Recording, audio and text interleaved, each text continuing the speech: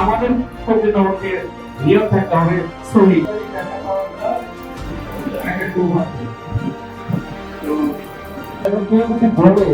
যে তুমি আঙ্গুল ফুলে কলা গাছ হয়ে গেলে আঙ্গুল ফুলে কলা গাছ পাই এর পিছনে আসছেন যারা আপনারা বলি চিকিৎসা থেকে আছেন আপনাদের সাথে অনেক মায়ের সরাসরি সর্বপ্রথম কিন্তু আপনাদের কাছে সাগরের যে অপারেশনগুলি ম্যাক্সিমাম এখন যেগুলি করা হয় যে তার চেয়ে অনেক পর্বে আমরা এখানে করতে পারি যেগুলি করা হয়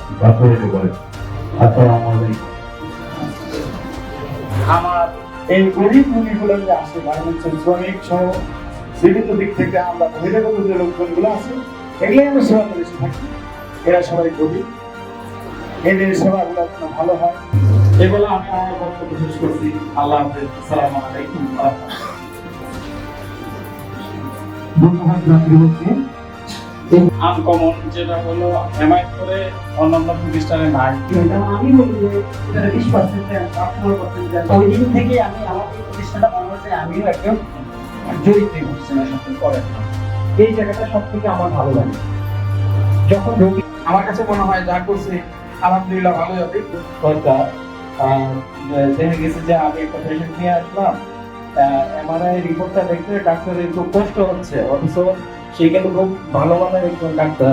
অনেক সময় আরাম কে যায় না যায় একটা নির্দিষ্ট জায়গা দিয়ে দোতলায় যাওয়ার জন্য, তৃতীয় তলায় যাওয়ার জন্য এই রোগীটাকে যাতে হুইল চেয়ারে ভেঙে স্ট্রেচারে করে রোগীটা দোতলায় নিতে পারি। হালাল কন্ডিশনের জন্য আল্লাহ তাআলার উপর ভরসা এবং আমাদের কিন্তু প্রকৃতপক্ষে আমরা কিন্তু ব্যবসায়ী নই, আমাদের এটা কিন্তু প্রকৃতপক্ষে একটা পেশা, সেবা সেবামূলক পেশা। আমাদের এই পেশা এবং এই পেশা করতে গিয়ে যেন আমাদের কোনো আমাদের সংস্পর্শ না আসে। আমাকে চিনেন এই ব্যাপারগুলো নিয়ে এর আগে অনেক প্রোগ্রাম করা পারতেছিলাম।